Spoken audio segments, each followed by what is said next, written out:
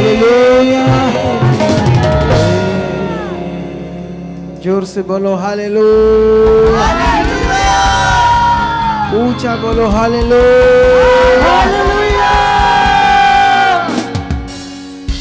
मैं बिलीव करता हूं तुम बहुत बरकत पा चुके हो। मैं विश्वास करता हूं तुम्हारी जिंदगी में काम हो चुका है। मैं विश्वास करता हूं जिस आशा से तुम आए हो वो काम तुम्हारी जिंदगी में हो चुके हैं। तुम्हारे रोग बीमारियां जा चुके हैं। दुष्ट आत्माओं के गंदे प्रभाव, दुष्ट आत्माओं की बीमारियां तुम्हारी जिंदगियों से जा चुकी है। तुम गवाही के साथ खड़े हो चुके हो। हालेलुया। बैठ जाओ अपने स्थानों पर ताकि हम आज जितनी आशीष पा रहे हैं उससे भी और ज्यादा आशीष पाए, उससे भी ज्यादा और बरकत पाए। हालेलुया। तो अभी हम लोग कुछ कई सारी गवाहियों को सुन रहे थे और कई सारी गवाहियों को जब हम लोग सुन रहे थे उस समय तो मैं कई गवाहियों को सुनकर मैं भी धन्यवाद कर रहा था परमेश्वर का कि परमेश्वर आप कितने सामर्थी हो, कितने महान हो। क्योंकि हम सब जानते हैं कि जैसे दुनिया, पूरी दुनिया में भी लोग ये विश्वास करते हैं कि जो भगवान है, परमात्मा है, ईश्वर है, गॉड है ना, जिसने ये दुनिया रची है, चाहे उसे कोई किस तरह से समझता है, चाहे अज्ञानता से समझता है, लेकिन इतना तो दिमाग में उनके होता है कि जिसने दुनिया बनाई है, चाहे उसकी जगह किसी और को दे देते लोग अनजाने में, लेकिन फिर भी इतना लोगों के दिमाग में है कोई तो है जिसने ये दुनिया रची है। ना जैसे मान लो कोई पत्थर की पूजा करता है ना, कोई चीज की पूजा करता है या कोई मूर्ति की करता है, लेकिन फिर भी वो कभी कभी उसके दिमाग में ऑटोमेटिक उठता है ऊपर वाला। वो ऐसे नहीं कहता ये सामने वाला या ये जो मैं जिसकी पूजा करता हूं, ये ऐसे बात नहीं ना करता हो इंसान। जब भी कोई ऐसा विषय होता है, कोई बात होती है, तो उसके अंदर अपने आप उठता है ऊपर वाला है, ऊपर वाला करेगा। हालेलुया। और ये बात हमें कैसे समझ आती है? ये वचन से हमें समझ आती है। मैं इसके लिए आपको एक वचन पढ़ाता हूं। अभी ये मेरा टॉपिक तो नहीं है, लेकिन आज टाइम काफी है तो मैं थोड़ा नजारे ले लेते हैं वचन के। हालेलुया। कितनों के पास समझ आ रही है? हमारे पास आज टाइम काफी है ना, इसलिए काफी है कि जो ठंड है वो लोगों को कुछ कुछ ठंडा कर रही है ना, इसलिए आज हमारे पास टाइम काफी है। लेकिन यहां हम वचन में जाएंगे रोमियो की बुक में, वहां से मैं आपको एक चीज समझाता हूं परमेश्वर के वचन से, ताकि ये बात आपको समझ आए कि जो बात मैं कर रहा हूं वो परमेश्वर के वचन में कैसे लिखी है। ठीक है? अगर तुम यहां से पढ़ोगे रोमियो 1 अध्याय उसका 18 वचन, तो ऐसे लिखा है, परमेश्वर का क्रोध तो उन लोगों की सब अभक्ति और अधर्म पर स्वर्ग से प्रकट होता है। हालेलुया। इस वचन को आपने समझना होगा, क्योंकि हम अब परमेश्वर के पास हैं, तो चुने गए हैं, तो हम पूरा लाभ लें। हम ऐसे ना हो कि आप बुद्धिमान से हो, कोई बात हमें समझ आई, कोई नहीं आई, किसी बात को हमने पकड़ लिया और 10 बातों को छोड़ दिया। ऐसे नहीं होने चाहिए। हमने अब देखो, खाने में यहाँ कोई कमी नहीं होगी, तुम्हें ज्ञान देने में कोई कमी नहीं होगी। यहाँ पर हम आपको तैयार करेंगे परमेश्वर में अच्छा वाला, लेकिन उसके लिए तुम्हारा करैक्टर, तुम्हारा रोल भी काम करेगा। अगर तुमने ध्यान नहीं दिया तो याद रखना, हमारी मेहनत तो हम तो राइट सच्चे दिल से कर रहे हैं, लेकिन साथ साथ तुम्हारा एक रोल है समझना, ध्यान देकर। वैसे ही जैसे आपकी समझ पैसों में बड़ी काम करती है ना, आपके पास कोई सोना चांदी की चीजें हैं तो उसको संभालने में बड़ी आपकी बुद्धि समझ काम करती है। आप ऐसे ही नहीं उन चीजों को कहीं भी रख देते हो ना। कोई आपकी रिंग है सोने की, कोई दूसरी और चीज है सोने की, तो उसको कहीं भी रख देते हो या अच्छे से अच्छी सेफ जगह पर रखते हो, सेफ जगह पर ना, क्योंकि वहां आपकी बुद्धि समझ काम कर रही है। लेकिन वो चीजें कीमती तो है, पैसे, चीजें, सोना, लेकिन याद रखना वो आपको जीवन नहीं दे सकती। जब लोग बीमार होते हैं, एक्सीडेंट हो जाते हैं, अंग टूट जाते हैं, हड्डियां टूट जाती हैं, कुछ अंग डैमेज हो जाते हैं, तो वो सोना चांदी आपको ठीक नहीं करता, वो सिर्फ हमारी जरूरत है। लेकिन आपको चंगा कर सकता है परमेश्वर, वो बहुत कीमती है। उसके साथ जो ज्ञान है उसका, वो बड़ा कीमती है, क्योंकि अगर आपके अंदर परमेश्वर का ज्ञान बैठता गया तो आप परमेश्वर में बढ़ते जाओगे। आप परमेश्वर में बढ़ते जाओगे तो उस ज्ञान से परमेश्वर की पावर आपकी जिंदगी में काम करेगी। हालेलुया। ये वचन मैंने जो पढ़ा, तो परमेश्वर का क्रोध उन लोगों पर जो आभक्ति क्या होती है? आभक्ति का मतलब जो मनुष्य जिसे भक्ति कर रहा है वो जानता नहीं वो कौन है। जिसकी करनी थी उसने, जिसने बनाया उसकी नहीं कर रहा, उसकी कर रहा जिसने उसको नहीं बनाया, या उस जैसा मनुष्य है वो, तो वो उसे नहीं जानता। तो वो मनुष्य जैसा वो मनुष्य है वैसा वो मनुष्य सामने, तो उसकी पूजा करते हैं। उसको क्या कहते हैं? आभक्ति। क्या कहते हैं उसको?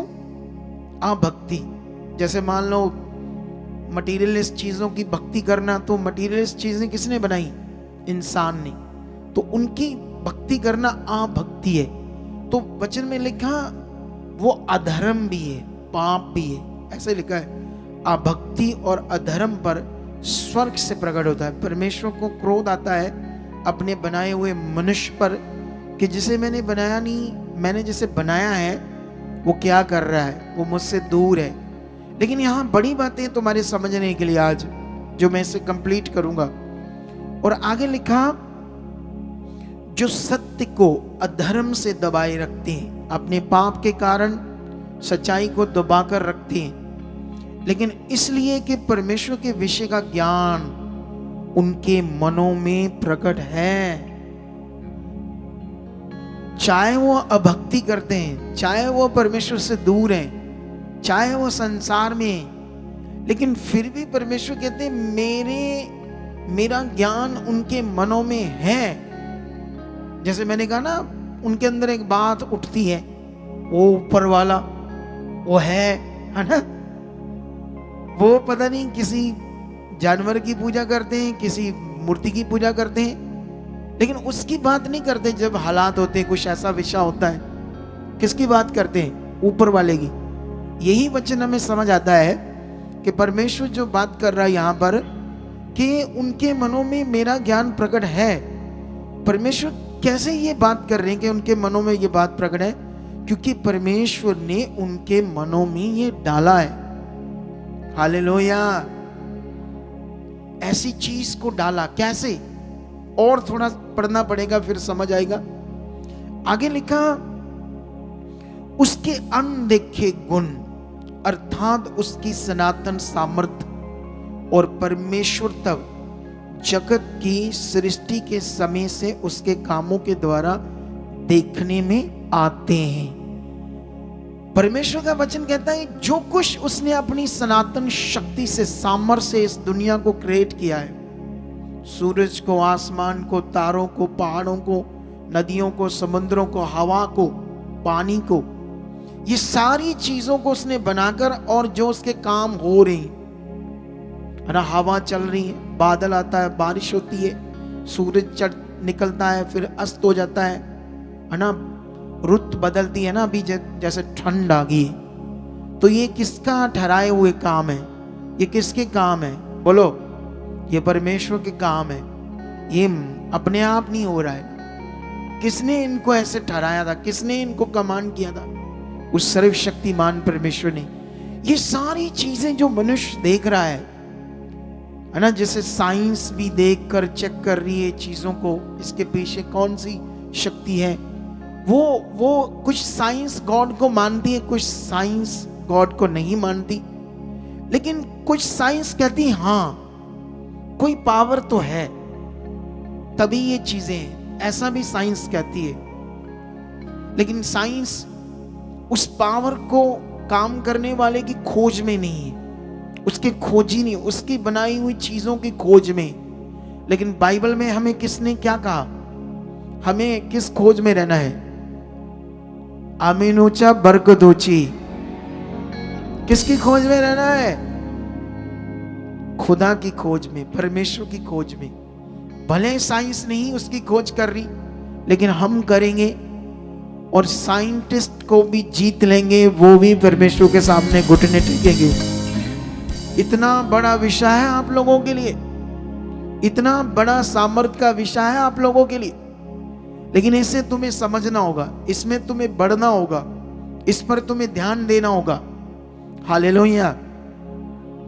लेकिन यहां पर लिखा, लास्ट में एक बात मैंने छोड़ दी, जब मैंने तुम्हें कहा कि उसके गुण, उसकी पावर, सनातन सामर्थ, उसका परमेश्वरता, उसका होना, ये सारा जो जीवित काम दुनिया में हो रहे हैं, दिन चढ़ता है, रात होती है, बादल आते हैं, बारिश आती है, रुतें बदलती है ना, ओस पड़ती है, बर्फ पड़ती है, पहाड़ है, हवा है, ये सब उसकी शक्ति के काम है।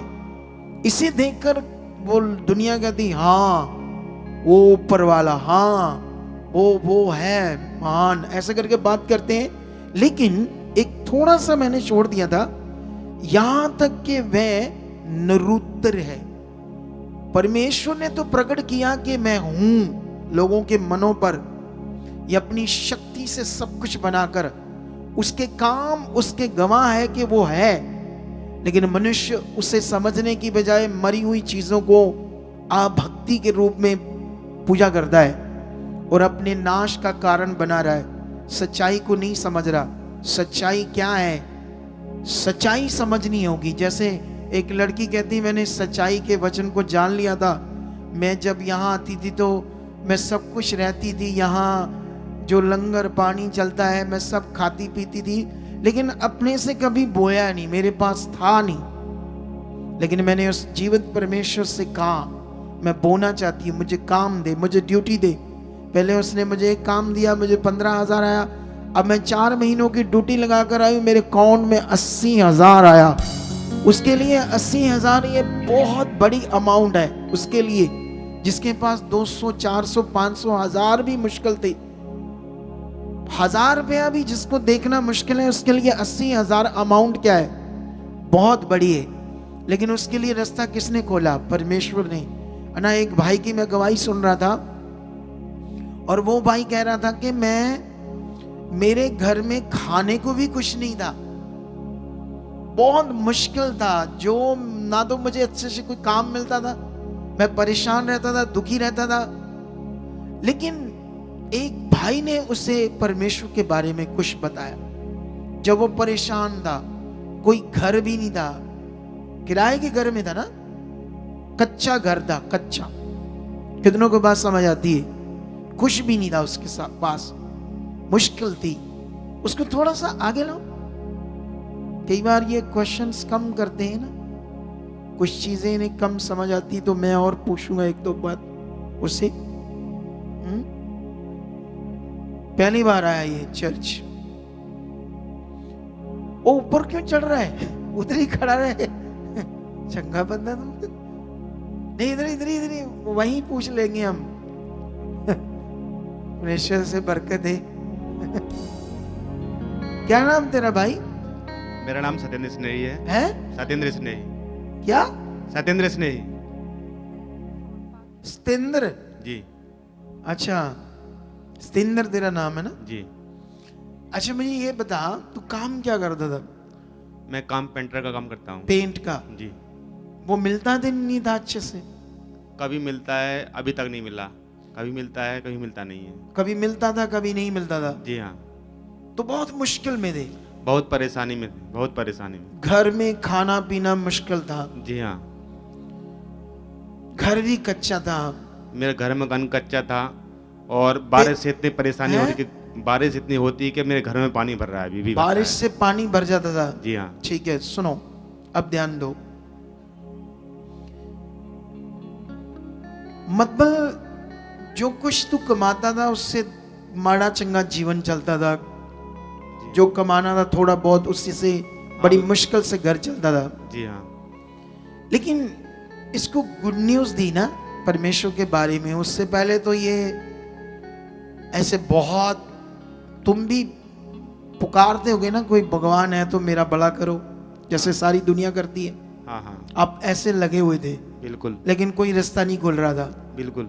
लेकिन जब आपको बताया परमेश्वर के बारे में, फिर तब तक तो आप नहीं जानते थे मुझे, ना इस मिनिस्ट्री को आपको दर्शन दिया परमेश्वर ने। जी इस हाँ। मिनिस्ट्री का, ये सारी मिनिस्ट्री नजर आई, क्रॉस नजर आया, फिर आपने अपने घर में क्रॉस बनाया जी हाँ, मैंने घर में पेंट से। जी हाँ, अच्छा, उसी वक्त घर में क्रॉस बना लिया, हाँ और जब क्रॉस बना लिया फिर तुम्हें ऑनलाइन देखना शुरू हो गई। हाँ, देख लो कितना मन आया कि फटाफट अपने घर में क्रॉस बना लिया। आप में से किसने किसने बनाया अपने घर में क्रॉस? हाथ खड़ा करके बताओ, जिसने अपने घर में क्रॉस बनाया है ऊपर हाथ खड़ा करो, ऊपर। बाकी सारे अपना मुकुट लेकर जाना आज शाम को, जब घर जाओगे ना तो अपना अपना मुकुट ले जाना, ठीक है, जिन्होंने हाथ नहीं खड़ा किया। अच्छा देखो बंदे को, जैसे पुलपट नजर आता है, क्रॉस नजर आता है, फटाफट अपने घर में क्या बनाता है? क्रॉस। तैयार हो गया ना, दिल आ गया ना प्रभु पर, विश्वास अच्छा बन गया ना। और जैसे बनता है विश्वास अच्छा, देखो रास्ते खुलते हैं और कितना अच्छा घर पक्का बन गया। और अभी गवाही देने है, क्या देना है अभी? अपनी गवाही देने है। तो बस अभी इतना बड़ा है, ठीक है, आप बैठ जाओ बस। अभी आप लोगों ने ध्यान देना, यहां पर बाइबल में लिखा, इस संसार की जो दुनिया है, जो परमेश्वर से दूर है, वह निरुत्तर है। उनके पास परमेश्वर की समझ का कोई उत्तर आंसर नहीं है। इतना दिमाग में उठता है कि हां कोई है जिसने दुनिया बनाई है, लेकिन फिर भी वो शारीरिक है, संसारिक है। तो संसारिक दुनिया के पास स्पिरिचुअली समझ ना होने के कारण उसको नहीं समझ पा रहे। कितनों को बात समझ आती है? अब कितने लोग यहां आ रहे हो हर हफ्ते, थर्सडे, संडे, तुम लोग जीवित काम सुनते हो, पावर देखते हो, हीलिंग देखते हो, हम प्रार्थना करते हैं, लोग उसी समय हील हो जाते हैं। तो ये सब कौन कर रहा? वो है जिंदा खुदा। लेकिन इसकी खोज में बढ़ना होगा, इसकी समझ में बढ़ना होगा। जब तक हम इसकी समझ में नहीं बढ़ेंगे तब तक हमारा फेथ मन नॉर्मल है। और ये जो फेथ नॉर्मल है, जो मन नॉर्मल है, वो कैसे काम करेगा ना? विश्वास का मतलब ही ये होता है उसे जानना। विश्वास का मतलब होता है जिसे मैं जान गया हूं, अब उस पर मैं क्या करता हूं? भरोसा रखता हूं। तभी तुम्हारा वो भरोसा, तभी तुम्हारा विश्वास परमेश्वर की पावर को प्रकट करेगा, जब तुम्हें क्लैरिटी होगी कि मेरा बनाने वाला कौन है। लेकिन यहां पर परमेश्वर ने कहा फिर भी वह निरुत्तर है, संसारिक है, शारीरिक, इसलिए निरुत्तर है। आगे लगा, इस कारण के परमेश्वर को जानने पर भी उन्होंने परमेश्वर की योग बढ़ाई और धन्यवाद ना किया, परंतु व्यर्थ विचार करने लगे, और यहां तक कि उनका निर्बुद्धि मन अंधेरा हो गया। बाइबल में लिखा, जो महिमा, जो भक्ति अपने रचने वाले की होनी चाहिए थी, वो उसको नहीं दी, क्योंकि उनका निर्बुद्धि मन अंधेरा हो गया पाप के कारण, शैतान की गुलामी के कारण। और आगे लिखा, वह अपने आप को बुद्धिमान जताकर मूर्ख बन गए। परमेश्वर कहते हैं इस दुनिया के लोग अपने आप को बुद्धिमान समझकर मेरे सामने क्या बन गए? मूर्ख बन गए। और लिखा अविनाशी परमेश्वर की महिमा को नाशवान मनुष्य। और आगे लिखा पक्षियों, चपायों मतलब 4 टांगों वाले जानवर और रेंगने वाले जंतुओं की मूर्ता की समानता में बदल डाला। मूर्ख कैसे बन गए? मेरे सामने मूर्ख बन गए, अपने आप को बुद्धिमान समझकर मुझे इंसानों के समान समझ लिया, जानवरों के समान समझ लिया और उनकी मूर्तों के समान मुझे समझ लिया कि मैं शायद ऐसा हूं। ये परमेश्वर बात कर रहा है इंसानों से, ये परमेश्वर सृष्टिकर्ता बात कर रहा है हम सब से। अगर हम चाहते हैं बहुत ताकत को देखना, अगर हम चाहते हैं, क्यों हम सुसमाचार देना है इस दुनिया में, क्यों उसके ज्ञान को बांटना है, इसका एक बड़ा मकसद है जो आज हमने समझ कर जाना है। हमने चुप नहीं रहना, क्योंकि ये हमें काम दिया गया है। ये भक्ति है हमारी जो परमेश्वर की। हमारी भक्ति ये नहीं कि यहां मैं कोई स्टैचू बना दूं यीशु मसीह का और उसके आगे टल्ली बजाऊं या कुछ ऐसा कुछ करूं, या तुम्हें भी बोलूं माथा टेको ये करो। ये भक्ति नहीं है, ये तो इंसानी चीज है। भक्ति है उसकी आज्ञाकारी, भक्ति है वो जो चाहता हूं वो करना। वो क्या क्या हमें कह रहा करने के लिए, उसको करने में आपने क्या देना है? ध्यान देना है। हालेलुया। अगर तुम अपनी जिंदगी में पावर को देखना चाहते हो, उसकी शक्ति को देखना चाहते हो, उसकी सामर्थ्य को देखना चाहते हो, तो अपने विश्वास को पक्का करो, उसे और जानो, उसे और समझो।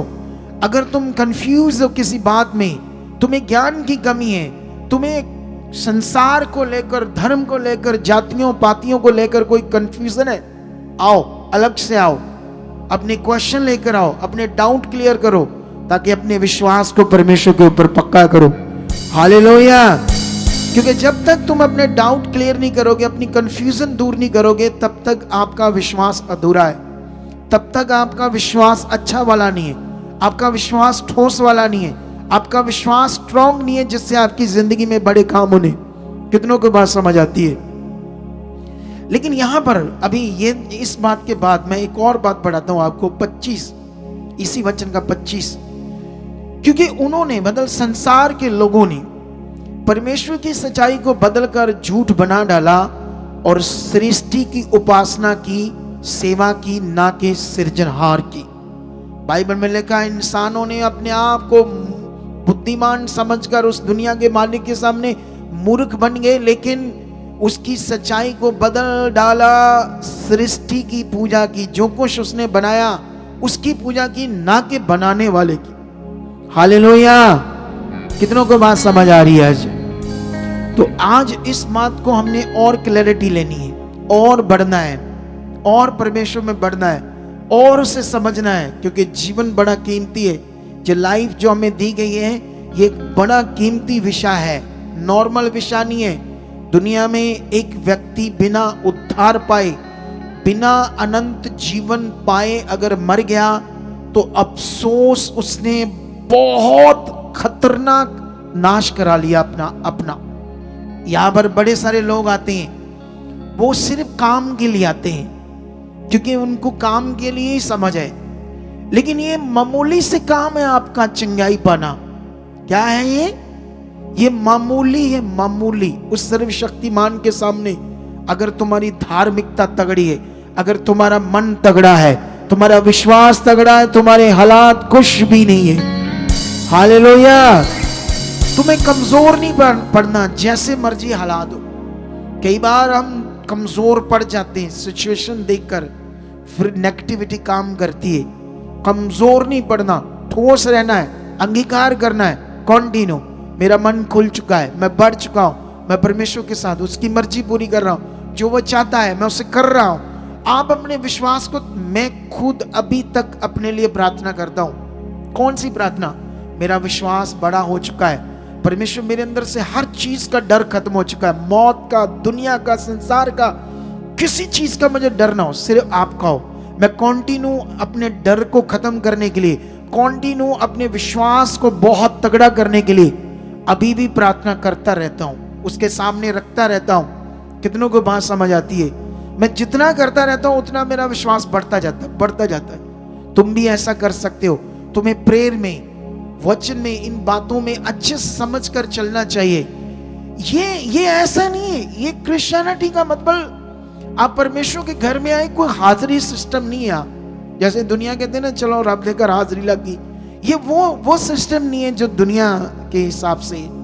यहां समझना है, बढ़ना है, क्या परमेश्वर चाहता है वो करना है। यहां ये विषय, यहां बैठे सुना, सोचा हाजिरी लग गई, चिलिया हो गया मेरा पूरा, अब मैं जाऊं, यहां ये विषय नहीं है। यहां बड़ा खास विषय आपके लिए, वो है आपका बढ़ना। क्या चाहता है मेरी जिंदगी से खुदा, वो करना। ये है सबसे बड़ा विषय। वो क्या चाहता है उसे करना हमने। हालेलुया। अगर वो कर ही नहीं रहे आप, जो परमेश्वर आपको सिखा रहा है, तो जो आप चाहते हैं वो बड़ा फल, बड़ी पावर, बड़ी सामर्थ, बड़े काम फिर कैसे देखोगे आप लोग। हालेलुया। तो मैं विश्वास करता हूं कि तुम्हारे साथ ऐसा होगा यीशु मसीह के नाम से। एक बार आंखें बंद करो और एक प्रार्थना करो परमेश्वर के सामने कि परमेश्वर, जो वचन हम तेरा सुन रहे हैं परमेश्वर, उसका बड़ा फल हमारी जिंदगी में आ चुका है। हमें और बुद्धि और समझ परमेश्वर आप दे चुके हो, ताकि परमेश्वर पिता हम जो सुने उसे पूरा कर पाए, उसमें बढ़ पाए, उसमें चल पाए, तेरी मर्जी को पूरा कर पाए। परमेश्वर निश्चय ऐसा हो चुका है यीशु मसीह के नाम से। आमीन। हालेलुया। तो अभी मैंने एक टॉपिक शुरू किया था इस संडे, आज्ञाकारी के ऊपर। किसके ऊपर? अब आज्ञाकारी के लिए मैंने वो संडे का वचन, अगर तुम सुनोगे तो तुम्हारा बेस वो और ये सेट हो जाएंगे। अगर तुमने संडे का नहीं सुना और संडे वालों ने आज नहीं सुना, तो फिर वो बेस सेट नहीं होगा। क्योंकि क्योंकि इस मिनिस्ट्री के साथ जुड़े हुए लोगों को ये पकड़ बनानी पड़ेगी अपनी, क्योंकि परमेश्वर संडे शुरू करके उस टॉपिक को अब लेकर आगे जा रहा है, मुझे यूज कर रहा है। लेकिन जब वो यूज कर रहा है तो तुम्हें सबने क्या करना है, उसे सीरियल वाइज समझना होगा। ऐसे नहीं वो सुन लिया ये छोड़ दिया। आप जानते हो, जब मैं यीशु मसीह में शायद नहीं था, तब एक फिल्म आई थी कोयला, शाहरुख खान की। क्या आई थी? तब मैं यीशु मसीह में नहीं था, मैंने देखी थी उस समय। अब तो मैं नहीं देखता फिल्में। उसमें ना एक गूंगा, मतलब गूंगा नहीं, सॉरी, शाहरुख खान गूंगा था। तो जब वो बीच में आया, एक भाई बीच में आया, तो उसने देखा शाहरुख खान गूंगा है, तो वो उसे पूछने लगा एक भाई के, ये क्या हुआ, ये गूंगा क्यों है? तो कहता, अगली बार जब फिल्म देखना ना तो टाइम से आकर बैठना, तुम्हें अपने आप समझ आएगी ये गूंगा कैसे हुआ। कितनों को बात समझ आती है? एक उदाहरण है, उससे उदाहरण है सीखने वाली। वहां से हम क्या पकड़ते हैं कि जो चीज आप अधूरे तरीके से ले रहे हो, आपको कैसे समझ आएगी। तुम्हें यह समझना होगा, परमेश्वर का वचन एक सिस्टमैटिक सिस्टम है। ये टांग पकड़ ली, नाक पकड़ लिया, बांह पकड़ ली, ये कर लिया, वो कर लिया, आई गए, चल गए, ये सिस्टम नहीं है। तुम्हें अपने शरीर को मारना होगा, तुम्हें अपने आप को तैयार करना होगा। अगर तुम सब अच्छा चाहते हो, तुम्हारे लिए सब अच्छा रखा है परमेश्वर ने, बहुत बहुत सोच से भी ज्यादा रखा है। अगर सोच से भी ज्यादा जो उसने रखा है, तो उसके नियम में आना पड़ेगा और तुम्हें आज्ञाकार बनना पड़ेगा। क्योंकि मैं ये वचन दे रहा हूं आज्ञाकारी के ऊपर, उसकी आज्ञाओं को मानना, उसकी आज्ञा में चलना, वो जो चाहता है वो करना। जब तक हम इस विषय को अपने आप को नहीं बनाएंगे, जैसे मान लो इस मिनिस्ट्री में बहुत सारे जो सेवक जुड़े हैं, तो उन लोगों को भी क्या करना पड़ेगा, है ना, अपनी मीटिंग्स करें, अपनी जो भी मिनिस्ट्री कर रहे हैं, लेकिन उन्हें भी लगातार हर संडे यहां आना पड़े, सॉरी हर थर्सडे, ताकि वो भी नियम पूरा करे, आज्ञा को माने। देखना जो करेंगे उनकी मिनिस्ट्रियां बहुत आगे बढ़ जाएंगी, और जो नहीं करेंगे वो डक्के डोले खाते रहेंगे। कॉन्टिन्यू बिना डर से, खुश भी हो, कोई सिचुएशन हो, ध्यान नहीं देना सेवकों को, उनको भी बस अपना ध्यान परमेश्वर की ओर बढ़ाना है और आपको भी सेम करना है। लेकिन आज मैं आपको पुराने नियम में नेमाया की बुक में लेकर जाने वाला हूं, ठीक है। और यहां पर मैं आपको आज नेमाया कौन था और क्यों बाइबल के अंदर उसका करैक्टर दर्ज है और उसको क्यों हमारे लिए परमेश्वर ने अपने वचनों में लिखकर रखा है, क्योंकि यहां हमारे लिए एक बड़ी सीख है आज्ञाकारी की, परमेश्वर की इच्छा की। ये थंबनेल देखो, आज का क्या लिखा है, परमेश्वर की आज्ञाकारी ही सफल जीवन है। हालेलुया। कितनों को बात समझ आ रही है? फिर आपने अपने आप को चेक करना रोज, मैं कितना आज्ञाकार हूं? क्या मेरे जीवन में परमेश्वर की आज्ञाएं काम कर रही है? क्या मैं आज्ञाओं को मानने वाला परमेश्वर का बच्चा हूं? क्या मैं आज्ञाकारी हूं? तुम्हें खुद चेक करना पड़ेगा। कितनों को बात समझ आती है? हालेलुया। क्या करना पड़ेगा? तुम्हें खुद चेक करना पड़ेगा। जैसे बाकी कामों में खुद तुम सारी बातें समझते हो, तुम्हें भूख लगती है, तुम्हें पता लगता है मेरे भूख लगी है, मुझे खाना खाना है। तुम्हें कुछ भी तुम्हारी बॉडी के साथ है, तुम्हें सब कुछ पता होता है। इसी तरह से तुम्हें परमेश्वर के साथ आज्ञाकारी में भी समझ रखनी है। और देखना, फिर तुम्हारी जिंदगी में ना कोई रोग होगा, ना कोई बीमारियां होंगी, ना कोई हालात होंगे। वो अपने आप खत्म होते जाएंगे, आपके रोग, आपकी बीमारियां। मैं दावा करता हूं, मैं जो सिखाऊंगा ना, आप उससे करना।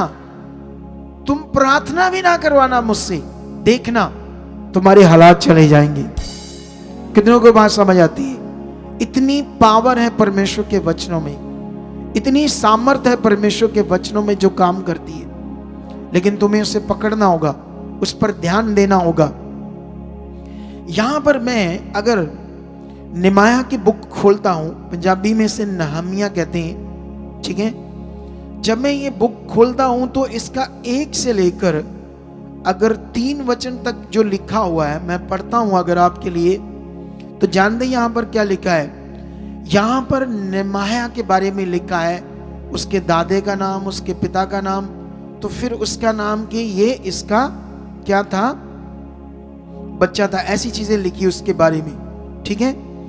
लेकिन ये सब बातें लिखने के बाद एक राजे की बात होती है जो 20वें वर्ष के किस्लेव नामक महीने में, जब मैं शूशन नामक गढ़ में रहता था, मैंने एक आयत पढ़ी है, तब हनानी नामक मेरा एक भाई और यहूदा से आए हुए कई एक पुरुष आए, तब मैंने उनसे उन बचे हुए यहूदियों के विषय में जो बंदवाई में छूट गए थे और यरूशलेम के विषय में पूछा। तो उन्होंने मुझसे कहा, जो बचे हुए लोग बंदवाई से छूटकर उस प्रांत में रहते हैं, वे बड़ी दुर्दशा में पड़े और उनकी निंदा होती है, क्योंकि यरूशलेम की शहरपनाह टूटी हुई है और उसके फाटक जले हुए। हालेलुया। कितनों को बात समझ आ रही है? अगर हम इस जो वचन हमने पढ़ा, तो इसके पीछे अगर इतिहास चेक करते, गहरी स्टडी समझते, तो ये ऐसे क्यों लिखा हुआ है। यहां पर ऐसा क्या हुआ था कि ये यरूशलेम शहर जो है वो पूरी तरह से तहस नहस हो गया, शहरपनाह टूट गई, फाटक जल गए और लोग बड़ी दुर्दशा में हैं। क्यों? जानते क्यों? क्योंकि ये जो लोग थे हमेशा परमेश्वर को जानने के बाद भी उसके नियमों आज्ञाओं को तोड़ देते थे और परमेश्वर के सामने पाप करते थे, गलत चीजें करते थे, उसके वचन से बाहर चले जाते थे। तो इसलिए फिर शैतान क्या करता था, उनके जीवन पर अटैक्स करता था दूसरी जातियों के द्वारा, इनके ऊपर हवा बोलता था शैतान और ये हार जाते थे। जब तक ये परमेश्वर के साथ खड़े रहते थे तो इन्हें कोई हरा नहीं पाता था, लेकिन जब ये आगे अनाज्ञाकारी में जाते थे तो तब दूसरे राजा इन पर जब अटैक करते थे तो इनका बुरा हाल कर देते थे। यही अब ये जो बंदा है नमाया, ये यरूशलेम में नहीं रहता है, ये कहां है? ये दूसरे देश में, जैसे अभी पंजाबी अमेरिका में है ना, कितनी दूर है अमेरिका। तो ये भी बिजनेस के सिलसिले में अपना देश छोड़कर इजराइल दूसरे देशों में बिजनेस करने के लिए गया था और वहां पढ़ा लिखा था और परमेश्वर का क्या था, ये वफादार था, इसकी क्वालिटी थी। ये ना तो नबी है, बोलो ना तो कोई नबी है, ना ये प्रचारक है, ना याजक है, लेकिन परमेश्वर का सच्चा बच्चा है, परमेश्वर की आज्ञाओं में खरा था। सबसे पहले दर्जा किसको देता था? ये परमेश्वर को देता था। इसके बारे में पढ़ोगे जब गहरा, तो इसकी जो पोस्ट थी दूसरे देश के राजा के पास, तो ये एक अधिपति था। अधिपति का मतलब गवर्नर। हालेलुया। क्या था ये? एक जैसे अभी पंजाब का एक मुख्यमंत्री है तो उस पंजाब में एक गवर्नर है। एक गवर्नर इंडिया में भी है, हर स्टेट में भी होता है। उस तरह से इसकी गवर्नर की पोस्ट थी और ये राजा के सारे जो लीगल काम थे उनको भी देखता था। और साथ साथ में इसका एक और काम था कि जब राज्यसभा लगती थी, जब कोई पार्टी होती थी, तो ये राजा के हाथ में दाख मधु का प्याला भी देता था। क्या देता था? दाख मधु मतलब ट्रेडिशनल वाइन। उस समय राजा लोग जो नशा करते थे वाइन से। अब समझ रहे कि नहीं समझ रहे? क्योंकि ये राजे लोग हैं, तो उसके हाथ में ये एक प्याला भी देता था दाख मधु का। अब ऐसी इसकी पोस्ट थी और बहुत पैसे आते थे, बड़ा प्रतिष्ठा की जॉब थी, बड़ी आराम की जॉब थी, तगड़ी जॉब थी। आप समझ रहे हो कि नहीं समझ रहे? गवर्नर की जॉब क्या है? छोटी मोटी जॉब है? छोटी मोटी जॉब नहीं है, बड़ी जॉब है। लेकिन जब इसने अपने देश के बारे में सोचा, तब तक उनके पुरखाओं ने गलतियां करके परमेश्वर के वचन को तोड़ा और बंदवाई में पड़ गए। उनकी बड़ी दुर्दशा थी। दूसरे देशों के राजाओं ने उनको तहस नहस कर दिया। क्यों ऐसा उनके साथ हुआ? पाप के कारण, अधर्म के कारण। आज हम चुने गए, आज हमें खुदा ने चुना है। हम क्या सीखते हैं, क्या हम पकड़ते हैं? आप जानते हो कभी कभी हमारे अंदर गंदे विचार आते हैं, गलत चीजें पैदा होती हैं। आप उसे यीशु नाम से दूर करो। बोलो मैं पवित्र हूं, मैं यीशु के लहू से धोया गया हूं, मैं उसकी बेटी हूं, मैं उसका बेटा हूं, मैं बढ़ चुका हूं। ये थॉट्स, ये गंदी बातें मेरे लिए नहीं। मैं आज्ञाकारी हूं, मैं आज्ञाकार हूं, मैं खुदा का पवित्र बच्चा हूं। आपको कॉन्टिन्यू अपने आप को बनाना पड़ेगा आगे बढ़ने के लिए। अगर आप फंस के पाप की जुक्ति में, वो आपको दबा देगा। अगर पाप की जुक्ति में फंस गए तो वो आपकी प्रेयर बंद कर देगा, आपका मन बंद कर देगा। आप प्रेयर करोगे, कोई मन नहीं लगेगा। आप प्रेयर करोगे, कुछ आंसर नहीं आएगा, किसी भी चीज में मन नहीं लगेगा। परमेश्वर के साथ भी बड़ी मुश्किल से आएंगे, कभी आएंगे कभी नहीं आएंगे। ऐसी चीजें दुष्ट आपकी जिंदगी में कर देगा। कितनों को बात समझ आती? वरना सब कुछ तैयार है और बहुताई से तैयार है। अगर जो मैं वचन सिखा रहा हूं इसे आपने पकड़ लिया तो बहुताई से आपकी गवाहियां आएगी। इतनी ज्यादा आशीष आएगी कि रखने को स्थान नहीं होगा। तुम्हें पकड़ना होगा, पकड़कर चलना होगा। लेकिन यहां पर अभी क्या कहते हैं इसको, हम आगे बढ़ते हैं। जब वो बातें सुनता है तो गवर्नर है, जैसे मिनिस्ट्री में कोई बीमार है, दुखी है, गरीब है, परेशान, तो मैं की लेना देना? बोलो मैं की करा? फिर भाई वो सोनू पुछो जड़ा गरीब है, परेशान है, हालात चा दुखी में, परेशानी में, तो मुझे क्या लेना देना? मैं तो अपनी जिंदगी जी रहा। लेकिन ये बंदे के बारे में चेक करो, जब ये सुनता है तो क्या होता है? ये क्या करता है? 4 में लिखा, ये बातें सुनते ही मैं बैठकर रोने लगा और कितने दिन तक विलाप करता रहा और स्वर्ग के परमेश्वर के सम्मुख उपवास करता और ये कहकर प्रार्थना करता रहा, हे स्वर्ग के परमेश्वर यहोवा, हे महान और भय योग्य ईश्वर, तू जो अपने प्रेम रखने वाले और आज्ञा मानने वालों के विषय में अपनी वाचा पालता है और उन पर करुणा करता है, तू कान लगाए और आंखें खोले रहे कि जो प्रार्थना में तेरा दास उस समय तेरे दास इस्राएलियों के लिए दिन रात करता रहता हूं, उसे तू सुन ले। मैं इस्राएलियों के पापों को जो हम लोगों ने तेरे विरुद्ध किए हैं मान लेता हूं। मैं और मेरे पिता के घराने दोनों ने पाप किया है, हमने तेरे सामने बहुत बुराई की है और जो तेरी आज्ञाएं, विधियां और नियम तूने अपने दास मूसा को दिए थे उनको हमने नहीं माना। उस वचन की सुधि ले जो तूने अपने दास मूसा से कहा था, यदि तुम लोग विश्वासघात करो तो मैं तुमको देश देश के लोगों में तितर बितर करूंगा, परंतु यदि तुम मेरी ओर फिरो और मेरी आज्ञाएं मानो और उन पर चलो तो चाहे तुम में से निकाले हुए लोग आकाश की शोर में भी हो तो भी मैं उनको हवा से इकट्ठा करके उस स्थान में पहुंचाऊंगा जिसमें मैंने अपने नाम के निवास के लिए चुन लिया है। हालेलुया। अब ध्यान दो, यहां पर सुनो, ध्यान दो। अब अपने लोग, जो अपने लोग हैं, ये सारी दुनिया अपनी है, एक परमेश्वर की है, लेकिन शैतान ने दूर कर दिया है परमेश्वर से।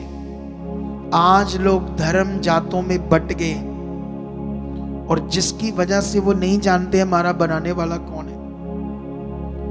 लेकिन जब इन्हें पता चला कि हमारे लोग, यहूदी लोग कितनी दुर्दशा में है, और ये रोने लगा, विलाप करने लगा, कितने दिन तक उपवास करने लगा, कितने दिन तक परमेश्वर के सामने ये गया और परमेश्वर के सामने अपने पुरखाओं के पाप को मानने लगा। अपने पाप को, मतलब वो खुद तो पापी नहीं था, लेकिन उनके पापों को भी मानकर परमेश्वर के सामने प्रार्थना करने लगा और परमेश्वर के सामने ये बात रखने लगा, तू करुणा करने वाला, तू दया करने वाला है, तू अपनी वाचा को पालता, तू अपनी वाचा जो तेरी और अपना मन फिराता, अपने पाप को मानता है, उसकी तू सुनता है। फिर वो बात करता है, सोच कर देखो, कहता हाँ परमेश्वर, तूने अपने दास के द्वारा अपने नियम दिए, व्यवस्था दी, आज्ञा दी, हम लोगों ने नहीं माना। सेम हो रहा है, परमेश्वर ने आज भी अपने दास ठहराए, आज भी परमेश्वर अपने दास के द्वारा बात करता है, आज्ञा की, जीवन की। हम देख रहे हैं परमेश्वर की पावर को, हम देख रहे हैं उसके चमत्कारों को, गवाहियों को, लेकिन हम देख रहे हैं फिर भी आगे पीछे हो जाते हैं, फिर भी खरे और पूरे बने नहीं रहते। जानते क्यों? क्योंकि हमारे ब्लड में पाप है जो हमें बार बार शारीरिक बनाता है, जो शरीर की ओर हमें खींचता है। लेकिन हमें शरीर को मारना है, हमें अंगीकार करना, हमें बढ़ना है, क्योंकि जीवन संसार में नहीं है, परमेश्वर के साथ है। सारी खुशियां परमेश्वर के साथ है, सारे लाभ परमेश्वर के साथ है, चंगाई, छुटकारा, डिलीवरेंस, सब चीजें परमेश्वर के साथ। कोई भी चीज परमेश्वर से बाहर नहीं है। कितनों को बात समझ आती है? इस बंदे को चेक करो, ऐशो आराम की जॉब, बड़ी वाली जॉब, तगड़ी वाली जॉब पर बैठा हुआ है बंदा, अधिपति है, गवर्नर है। लेकिन सोच कर देखो, जब अपने लोगों के बारे में उसे पता चला, कितनी प्रार्थनाओं में, कितने विलाप में, कितने उपवास में, कितना दुख है अपने लोगों का। आज दुनिया मर रही है, नाश हो रही है, हम क्या कर रहे हैं? हमारी प्रार्थनाएं कहाँ है? हमारा मन कहाँ उनके लिए शोक कर रहा है कि उन्हें बचाना है? कहाँ हमारा दिल है? कहाँ हमारा सुसमाचार है? कहाँ हम परमेश्वर के सामने इन बातों को रखने? यह हमारी जिंदगी में चाहिए। अगर ये हमारी जिंदगी में आता तो हम आज्ञाकारी है, हम आज्ञाकारी में जी रहे हैं। या एक परिवार आता, घर से एक औरत आती है, बच्चे नहीं आते, पति माड़ा मोटा आता है, औरत क्या कर रही है? अगर उससे टीम मेंबर को पूछता कभी, उनका जीवन है, वो नहीं मानते, उन्होंने तो अपना मन है, क्योंकि खुद को बुद्धि नहीं है, खुद को समझ नहीं है कि अगर ये चुने नहीं गए, अगर ये चलेंगे नहीं, इनका होगा क्या। अगर तुम सोचते हो मेरे बच्चे हैं, मेरा पति, मेरे पत्नी है, अरे क्या उन्हें नाश के लिए छोड़ देना है या उन्हें बचाना है? बोलो। तो बचाने की प्रार्थना का वो दिल का है, वो टूटा हुआ, वो ऐसे शोक, ऐसे दिल में एक चिंता, आत्मिक चिंता उनकी, अगर वो नहीं है तो हम नॉर्मल है। हम भक्ति के पाठ को, परमेश्वर के आए हुए काम को, उद्धार के काम को कुछ भी नहीं समझ रहे। कुछ बातें हमारे अंदर नहीं है, सिंपल आ रहे जा रहे। अगर हम सिंपल आ रहे जा रहे तो बड़े काम कैसे देखेंगे, बड़ी ताकत को कैसे देखेंगे। लेकिन इस बंदे को देखो, इस परमेश्वर के दास को देखो, कैसे वो परमेश्वर के सामने जाता है और फिर वो परमेश्वर के सामने उन वचनों को याद करके प्रार्थना करता है।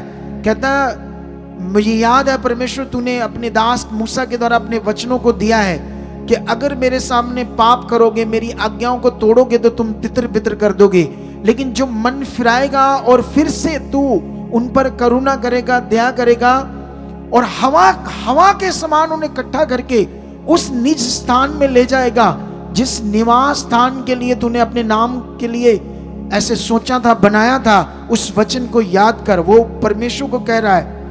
कहता 10 में कहता, अब वह तेरे दास और तेरी प्रजा के लोग हैं, जिनको तूने अपनी बड़ी सामर्थ और बलवंत हाथ के द्वारा छुड़ा लिया है। 11 में लिखा है, प्रभु विनती ये है कि तू अपने दास की प्रार्थना पर और अपने उन दासों की प्रार्थना पर जो तेरे नाम का भय मानते हैं कान लगा, और आज अपने दास का काम सफल कर और उस पुरुष को उस पर दयालु कर। हालेलुया। अब ये भी प्रार्थना कर रहा है, तुम भी प्रार्थना करते हो। तुम्हारी प्रार्थना में क्या ऐसा है कि कोई खास उत्तर नहीं? इसकी प्रार्थना में इतनी ताकत कैसे आ गई? सोचो, इसकी प्रार्थना में इतनी ताकत आने का कारण शुद्ध मन, साफ दिल, परमेश्वर की आज्ञाकारी, परमेश्वर का खोजी। अपने जीवन को किसके साथ बनाया? उसने, परमेश्वर के साथ। अब हम भी प्रार्थनाएं करते हैं, किस दिल से करते हैं, किस फेथ से करते हैं, कैसा कनेक्शन बनाकर परमेश्वर के सामने जाते हैं, ये तो तुम्हें पता होगा।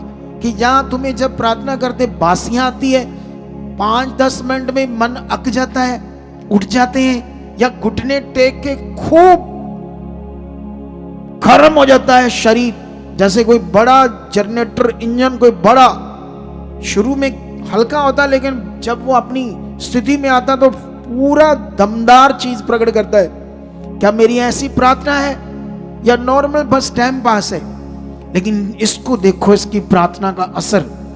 और बाइबल में लिखा, वो एक प्रार्थना कर रहा है, जानते किसके लिए? जो कह रहा है उस पुरुष को मुझ पर दयालु कर। उस पुरुष को किसको? राजा को। जिस राजा के पास वो गवर्नर था, अधिपति था, उसके लिए प्रार्थना कर रहा है, क्योंकि अब यहां से काम स्टार्ट होगा अपने लोगों को बचाने का, अपने लोगों को सही राह में लाने का। कितनों को बात समझ आती है? अब राजा के पास जॉब करना और उसे डिस्टर्ब करना या उसके सामने जरा से भी गलती करनी, आज देश का जो प्रधानमंत्री है, जैसे हमारे देश का प्रधानमंत्री, ये इतना पावरफुल नहीं है जितना राजा होता था। क्योंकि देश के प्रधानमंत्री के सामने गलती करोगे तो वो गलती, पहले केस होगा, फिर सुनवाई होगी, फिर कोर्ट सजा सुनाएगा, लंबा प्रोसेस है। ये तो बस बोलेगा उसी वक्त फांसी, उसी वक्त सिर कलम। ऐसा है राजे का सिस्टम। और जब वो राजा दाख मधु पीता है ना, तो वो बड़ा रिलैक्स होकर अपनी रानी के साथ, कुछ लोगों के साथ अपनी पर्सनली एक स्थान पर बैठता है। उस समय तो डिस्टर्बिंग चाहिए भी नहीं उसको। उस समय उसको अगर कोई भी राजे की बात या इधर उधर की कोई बात की तो गुस्से में आ गया तो वो सिर कलम कर देगा। लेकिन ऐसी सिचुएशन में उसके सामने वो जाता ही तब था जब वो उसको दाख मधु उसके हाथ में देना है। कितनों को बात समझ आती है? अब ये प्रार्थना कर रहा है सच्चे दिल से, और जब प्रार्थना कर रहा है तो दो अध्याय में क्या लिखा है? अर्थशास्त्र राजा के 20वें वर्ष के निसान नामक महीने में, जब उसके सामने दाख मधु था, तब मैंने दाख मधु उठाकर राजा को दिया। इससे पहले मैं उसके सामने कभी उदास ना हुआ था। तब राजा ने मुझसे पूछा, तू तो रोगी नहीं, फिर तेरा मुंह क्यों उतरा है?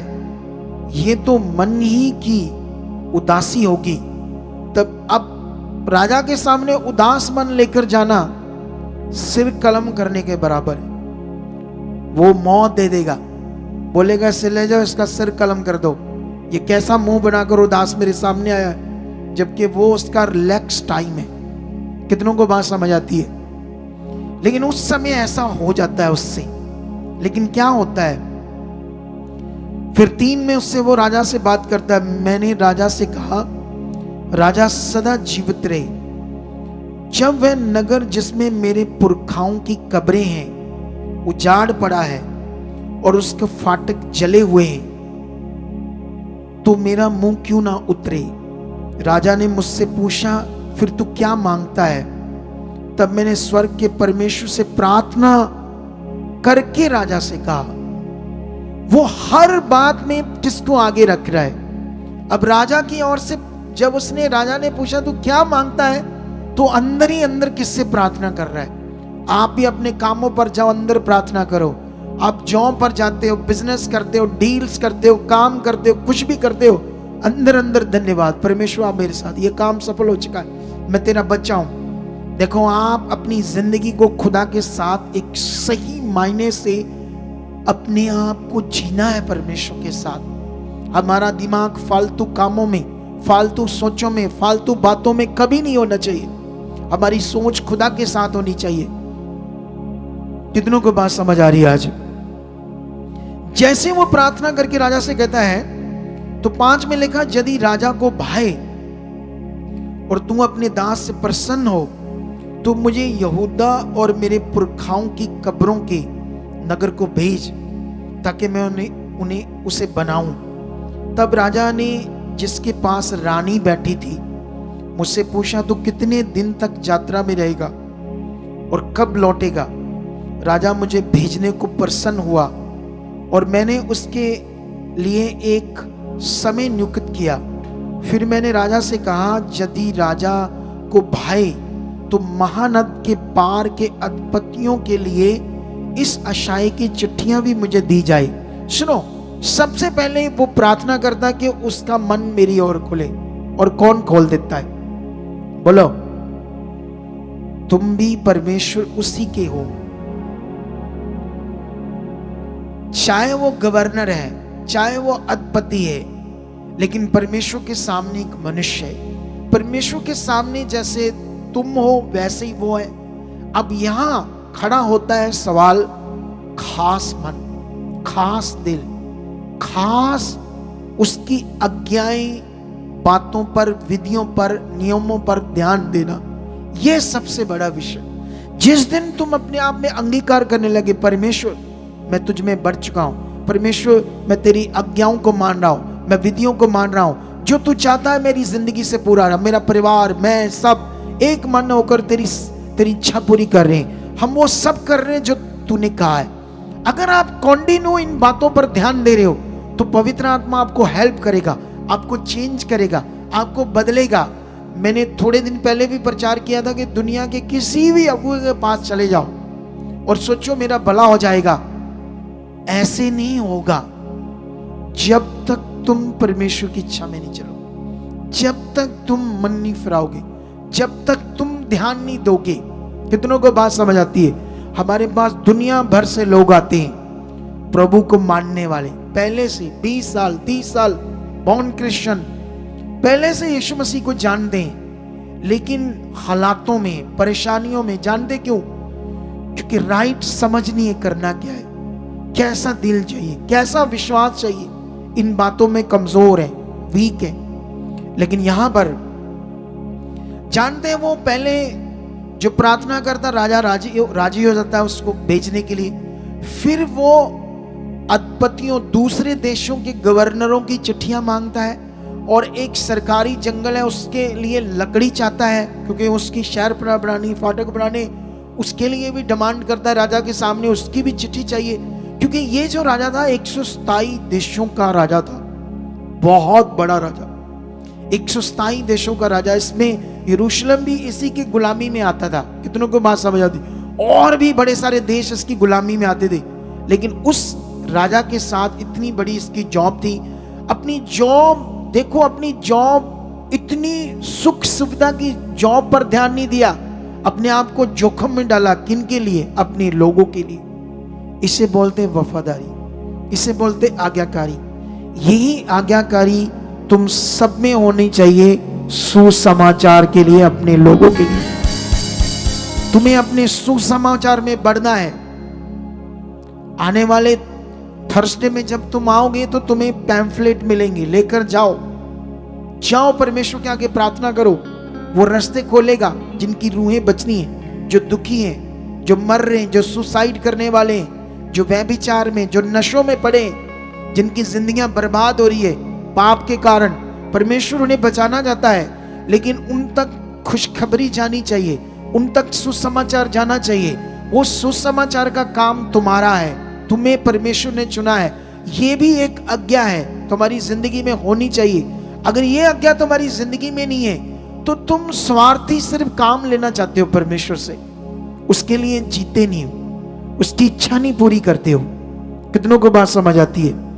लेकिन यहां पर जब वो मांगता है तो वो सब चीजें भी वो चिट्ठियां देता है। कौन? राजा। लेकिन यहां पर क्या होता है, 2:10 में लिखा है, ये सुनकर के एक मनुष्य इजराइलियों के कल्याण का उपाय करने को आया है। होरोनी, संबलत और तोबिया नामक कर्मचारी जो अमोनी था, उन दोनों को बहुत बुरा लगा। ये भी राजा के राज्य में ही ये भी किसी पोस्ट पर थे। 2 बंदे। कौन बंदे? होरोनी, संबलत और तोबिया नामक। ये 2 बंदे थे जिनके अंदर शैतान ज्यादा काम कर रहा है, जिनको पता चला कि इजराइलियों के कल्याण के लिए कोई आया है, इनको बड़ा बुरा लगा। लेकिन उसके बाद क्या होता है सुनो। अब यहां से वो निकलता है और निकलने के बाद काम होता है स्टार्ट। अगर तुम यहां से पढ़ोगे, चेक करोगे तो वो 11 आयत से लेकर तुम अगर पढ़ोगे कम से कम 18 तक, तो यहां वो चुपके से जाता है, रात को निकल जाता है, पूरी शहरपना अपने देश को देखता है। तो उसका सारा वृत्तांत लिखा है कि कितना बुरा हाल था, कितनी दुर्दशा में थे, उसको देखकर रोना आ रहा था। ये सारा कुछ लिखा है। लेकिन उसके बाद 19 में लिखा है, ये सुनकर होरोनी, संबलत और तोबिया नामक कर्मचारी जो अमोनी था और गशेम नामक एक अरबी हमें ठट्ठों में उड़ाने लगे और हमें तुच्छ जानकर कहने लगे, ये तुम क्या काम करते हो? क्या तुम राजा के विरुद्ध बलवा करोगे? तब मैंने उनको उत्तर देकर उनसे कहा, स्वर्ग का परमेश्वर हमारा काम सफल करेगा। हालेलुया। विरोध स्टार्ट है। इजराइल बच जाए, आबाद हो जाए, फिर से उनका देश बस जाए और खुदा की आराधना हो, उनसे पूरी दुनिया में परमेश्वर का प्रचार हो। शैतान उनको पहले खत्म कर रहा है, लेकिन यहां पर शैतान इन लोगों को खड़ा कर रहा है, इन लोगों को रोकने के लिए। लेकिन ये स्ट्रांग है अपने फेथ में, परमेश्वर के काम में, उसकी आज्ञाओं में स्ट्रांग है। हो सकता है आपके घर में कोई आपको बहुत डिस्टर्ब करता हो, कोई नशा करता हो, कोई अनाज्ञाकारी करता हो। आपके बच्चे हो सकते हैं, आपकी पति हो सकता है, आपकी पत्नी हो सकती है, जिससे आप परेशान हो सकते हो, रोज कलप सकते हो। लेकिन अपना विश्वास मत छोड़ना, वो जिंदा खुदा वो बदल सकता है, वो सब कुछ ठीक कर सकता है। हो सकता है आपके घर में कोई बीमार हो, आपके घर में कोई दुखी हो, आपके घर में कोई ऐसी परेशानी हो जो आपको बार बार परमेश्वर की इच्छा से बाहर कर देती है, आपका विश्वास में बार बार डाउट आ जाता है, लेकिन तुम बने रहे इस मिनिस्ट्री से, तो आपके डाउट परमेश्वर मेरे द्वारा सारे खत्म कर देगा। और मेरी प्रार्थनाओं का प्रभाव इतना पावरफुल होगा कि आपकी जिंदगी बढ़ेगी, आप स्ट्रांग बढ़ोगे, आपके हालात खत्म होंगे, आपके दुख जाएंगे और खुदा आपको यूज करेगा अपने काम के लिए। जोर से बोलो हालेलुया। बोलो वो जिंदा खुदा है जो सब कुछ कर सकता है। तुम्हें अभी ध्यान देना होगा इस निमाया पर, इसके फेथ पर, इसकी आज्ञाकारी पर। तुम्हें आज्ञाकार बनने के लिए आगे बढ़ना होगा। कितनों को बात समझ आती है? उसके बाद अगर हम 4 में पढ़ते हैं थोड़ा सा वचन, तो क्या लिखा यहां पर? जब संबलत ने सुना कि यहूदी लोग शहरपनाह को बना रहे हैं, तब उसने बुरा माना और बहुत रिसियाकर यहूदियों को ठट्ठे में उड़ाने लगा। यहां तक कि तुम चेक करोगे तो ये कैसी कैसी बातें कर रहे थे उनके लिए। 3 में लगा उसके पास अमोनी तोबिया था और वह कहने लगा जो कुछ वह बना रहे हैं यदि गीदड़ भी उस पर चढ़े तो वह उनकी बनाई हुई पत्थर की शहरपनाह को तोड़ देगा। ऐसी ऐसी बातें हो रही थी, लेकिन याद रखना वो लगातार इन्हें नेगेटिव कर रहे थे। और ये भी कर्मचारी थे, ये कुछ भी बनाकर राजा का मन खराब कर सकते थे। ये नेमाया भी जानता था, नमाया को भी पता था कि अगर इन्होंने बहुत सारे लोगों को इकट्ठा करके एक मता पास किया और राजा तक गए और उल्टा हो सकता है सारा काम, राजा मुझे फांसी दे सकता है, क्योंकि एक देश को बसाना। और ये आगे जाकर आपको समझ आती है, आगे जाकर मैं समझाता हूं। 6 में लिखा हम लोगों ने शहरपनाह को बनाया और सारी शहरपनाह आधी ऊंचाई तक जुड़ गई, क्योंकि लोगों का मन उस काम में नित लगा रहा। क्यों शहरपनाह बन रही थी? क्योंकि अब लोग साथ दे रहे थे। उस पूरे यहूदी लोगों को समझ आ रही थी, उनका मन खुल रहा था। वो लगातार निमाया के साथ उस देश को बसाने में, पूरे देश की शहरपनाह को बनाने में। शहरपनाह समझते हो? शहरपनाह किसे कहते हैं? पूरे देश की दीवार बनानी, दीवार, उस पूरे देश में दीवार बनाना। हालेलुया।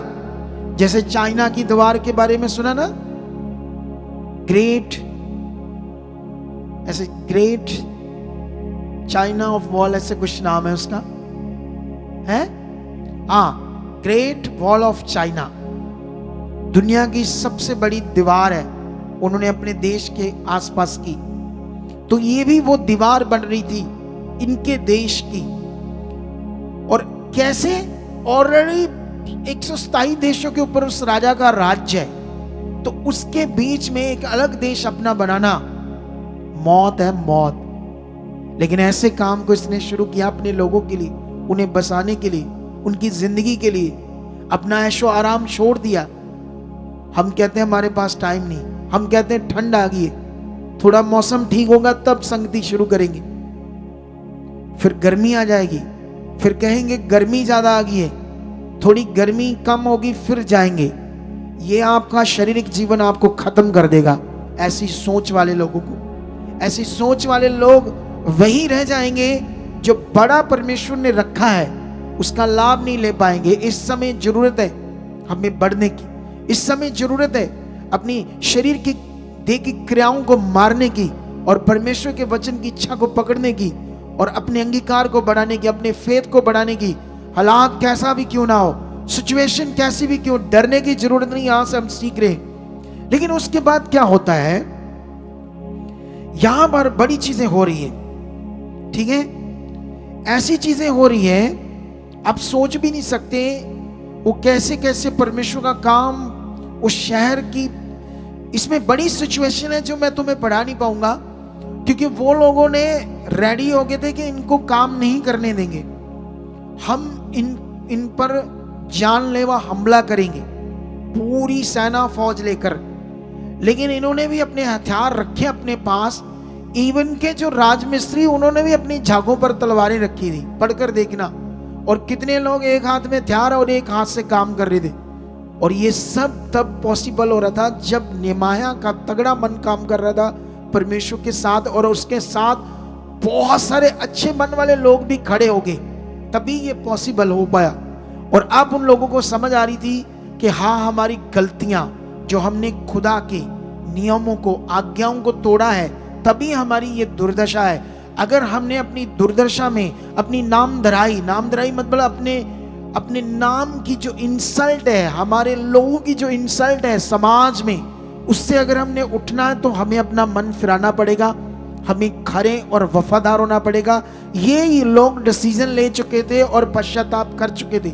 आज हर एक को जब वो वचन सुनता है तो उन्हें ये बात समझनी चाहिए, मैं कहाँ हूं, मेरी जिंदगी में अनाज्ञाकारी कितनी है, कहाँ मुझे पश्चाताप करने की जरूरत है, कहाँ मुझे मन फिराने की जरूरत है। ये बड़ा विषय है। लेकिन यहां पर क्या हो रहा है, यहां अगर 6 अध्याय पढ़ोगे उसकी 2, तो 2 में उसको वो बुलाता है, किसको? ऐसे लिखा है, तब सम्बलत और गशेम ने मेरे पास यूं कहला भेजा, आ हम ओनों के मैदान के किसी गांव में एक दूसरे से भेंट करें। परंतु वह मेरी हानि करने की इच्छा करते थे। परंतु मैंने उनके पास दूतों से कहला भेजा, मैं तो भारी काम में लगा हूं, वहां नहीं आ सकता। मेरे इसे छोड़कर तुम्हारे पास आने से वह काम क्यों बंद रहे? उन्होंने 4 बार मेरे पास वैसी ही बात कहला भेजी। लॉन्ग टाइम तक ये बंदे जिनके अंदर दुष्ट काम कर रहा था, उन्हें रोकने की कोशिश कर रहे थे। जब हम परमेश्वर के साथ बढ़ते हैं तो वो आपको रोकता है। दुष्ट आपकी प्रार्थनाओं को वो रोक नहीं सकता अगर हम सही हैं, अगर हमारा फोकस सही है, हमारा अंगीकार सही है, हम नियम में लगातार बने हुए, तो कोई शैतान तुम्हें रोक नहीं सकता प्रार्थना से। तुम्हारी प्रार्थना स्ट्रांग चाहिए, तुम्हारा फेथ स्ट्रांग चाहिए, तुम्हें आज्ञाओं की समझ चाहिए, ये तुम्हारा फोकस बना होना चाहिए। लेकिन यहां पर जो चीज सबसे सोचने वाली है, शे से, जिसमें यूं लिखा था, जाति जाति के लोगों में ये कहा जाता है, ये वही 2 कर्मचारी ये बात कर रहे हैं। गशेम भी यही बात कहता है कि तुम्हारी और यहूदियों की मनसा बलवा करने की है, और इस कारण तू इस शहर पनाह को बनवाता है, और तू इन बातों के अनुसार उनका राजा बनना चाहता है। तूने यरूशलेम में नबी ठहराए जो ये कहकर तेरे विषय में प्रचार करे कि यहूदियों में एक राजा है। अब ऐसा ही समाचार राजा को दिया जाएगा। अब लास्ट में इतनी बड़ी धमकी देते हैं, कहते कि तुमने नबी ठहराए, वो तेरे लिए प्रचार कर रहे कि यहूदियों में एक राजा है नेमाया, और तू राजा बनना चाहता है, तू बलवा करना चाहता है, तू राजा के विरुद्ध एक नया देश खड़ा करना चाहता है। अब ये बात ऐसे ही किसको बचाई जाएगी? राजा को। और जानते ही ये कितनी खतरनाक बात थी, कितना खतरनाक विषय था। कौन अपनी अदपति की जॉब, गवर्नर की जॉब, मखमली बेड सेजे, है ना, उस जमाने में भी वो बात होते थे नहाने वाले राजाओं के, ऐसी जिंदगी को छोड़कर ये पढ़कर देखना, इसने कितने महीने कपड़े तक नहीं बदले, रात दिन लगा हुआ उस काम। क्या ऐसा कोई बिलीवर होता है? बोलो, ऐसे कोई बिलीवर आकर परमेश्वर के भवन की सेवा करता है? क्या ऐसा कोई बिलीवर होता है जो उधर जाता है बाथरूमों में तो कई गंदे होते हैं, साफ सुथरे नहीं होते, दिल में आता है मैं इतने दिन सेवा करूंगा, मैं ये चीजें लाऊंगा। आज के बिलीवर क्या है? खुश करना नहीं चाहते परमेश्वर के किंगडम के लिए, कहते बैठे बैठाए सारा कुछ आ जाए। आलसी लोग हैं आज की दुनिया। ठंड इन्हें संगति से रोक रही है, ठंड आज आगे पीछे कर रही है। हालेलुया। कितने लोगों को बात समझ आ रही है आज? कितने लोगों को बात समझ आ रही परमेश्वर के वचन की? अगर तुम्हें समझ आ रही है तो फिर आज तुम्हारी जिंदगी में काम भी होने। अगर तुम मन फिरा रहे हो इस वचन को सुनकर, तो आज फिर खुदा ने आपकी जिंदगी में काम करना है। हालेलुया। अब इतना खतरनाक विषय उन्होंने खड़ा किया था, लेकिन ये प्रेयर में था। परमेश्वर के ऊपर भरोसा रखकर इसने काम को कंप्लीट कर दिया। और जानते, कंप्लीट करने के बाद अगर 8 अध्याय चेक करोगे तो उन्हीं के बीच में एक एजरा शास्त्री था, उन्हीं के बीच में। इस संडे भी मैंने ये जिक्र किया था इस वचन का। इन्हीं के बीच में और भी लेविये थे जो परमेश्वर का वचन देते थे, और एजरा जो मेन प्रचारक था। जब तुम चेक करोगे तो जब सारा काम खड़ा हो गया, पूरा शहर, देश की जो दीवार वो बन गई, उसके बाद क्या होता है? लोगों को इकट्ठा किया जाता है और सबसे पहले लोगों को वचन दिया जाता है, तुमने आगे हो कैसे चलना है परमेश्वर के साथ। परमेश्वर ने तुम्हारी हेल्प की, लेकिन अब वो गलतियां नहीं करनी जो हमने की है, जिससे हम बंधुआई में गए। कितनों को बात समझ आती है? अगर आप अपनी जिंदगी में, मुझे पता नहीं कितने लोग इसे पकड़ रहे हैं वचन को, या कितनी इस वचन से आपको समझ आ रही है, लेकिन याद रखना ये वचन हमारा इंटरनेट पर है। तुम घर में जाकर, मैंने कुछ दिन पहले इस बुक को पढ़ा था, एक ही दिन में 6-7 बार पढ़ा था मैंने इस बुक को, एक दिन में। मैं और समझना चाहता था। कल मुझे फिर परमेश्वर ने इस बुक के बारे में कहा, मैंने 4-5 बार फिर पढ़ा। सोचो, अगर मैं ऐसा कर सकता हूं तो क्या आप 2 बार 3 बार वचन दोबारा रिपीट नहीं सुन सकते? क्या पॉइंट था, क्या क्या पॉइंट थे जो मेरे लिए थे इसमें? कितनों को बात समझ आती है? जब तक इन पॉइंट्स को हम पकड़ेंगे नहीं, हम सिर्फ, ये परमेश्वर का भवन ऐसे नहीं है हम बैठे हैं सुना चले गए, क्या पकड़ा, समझ आया नहीं आया, खुश नहीं होना। इसीलिए तो कुछ लोग बेचारे वहीं रह जाते हैं। इसीलिए तो इतनी मिनिस्ट्री से लोग हमारे पास आते हैं, उनसे जब हम बात करते हैं उनको कुछ पता ही नहीं होता। हो सकता है यहां भी ऐसे कुछ लोग हो जिनको कुछ पता नहीं क्या करना है, बस सुना बैठे चले गए, उठे बैठे चलो हो गया काम। पकड़ कुछ नहीं। पकड़ चाहिए, ध्यान चाहिए, फोकस चाहिए। फिर देखो आपका जीवन कैसे ऊंचा जाता है, फिर देखो उसकी पावर कैसे काम करती है, कैसे आपका फेथ सही से आपकी जिंदगी में काम करता है, कैसे आपके रिजल्ट अच्छे से आते हैं। फिर देखो आप अपनी जिंदगी में। कितनों को बात समझ आती है? लेकिन यहां पर बाइबल में लिखा 8 अध्याय में जब वचन खोला जाता है, ठीक है, लोग एकदम से खड़े हो जाते हैं, क्योंकि पहले से बहुत बुरी हालत थी उनकी। अब वो नहीं चाहते थे कुछ भी गलत करना जिससे उनकी जिंदगी में फिर से प्रॉब्लम आए। अब जब वो वचन सुनते हैं, रोने लगते हैं, विलाप करते हैं। उन्हें समझाया जाता है अधिपतियों के द्वारा, याजकों के द्वारा, कि रोना नहीं है, जो सीखा है उसे अपनी जिंदगी में पूरा करो। जाओ अपने घरों में जाकर चिकना चिकना भोजन करो, मीठा मीठा रस पियो, परमेश्वर ने तुम्हारे लिए बड़े रास्ते खोले हैं, आनंद मनाओ परमेश्वर के साथ। ऐसी शिक्षा देकर उनके भेजा जाता है। लेकिन अगर ऐसे अच्छे तरीके से पकड़ोगे तो वो लोग फिर उसके बाद उन्हें घर बनाने की शिक्षा देते हैं, कैसे अपने अपने घर इस देश में बसाओ। उसके बाद फिर जब वो घर बन जाता है, झोंपड़ियों का पर्व आता है, उस दिन फिर इकट्ठे होते हैं, उस दिन फिर परमेश्वर का वचन दिया जाता है। मैं तुम्हें समझाता हूं कैसे। 8:17 में लिखा, वरन सब मंडली के लोग जितने बंधुआई से छूट कर लौट आए थे, झोंपड़ियां बनाकर, अपने घर बनाकर उनमें रहे। और नून के पुत्र यहोशू के दिनों से लेकर उस दिन तक इस्राएलियों ने ऐसा नहीं किया था, क्योंकि वो भटक रहे थे, घर नहीं बने थे। उस समय बहुत बड़ा आनंद हुआ।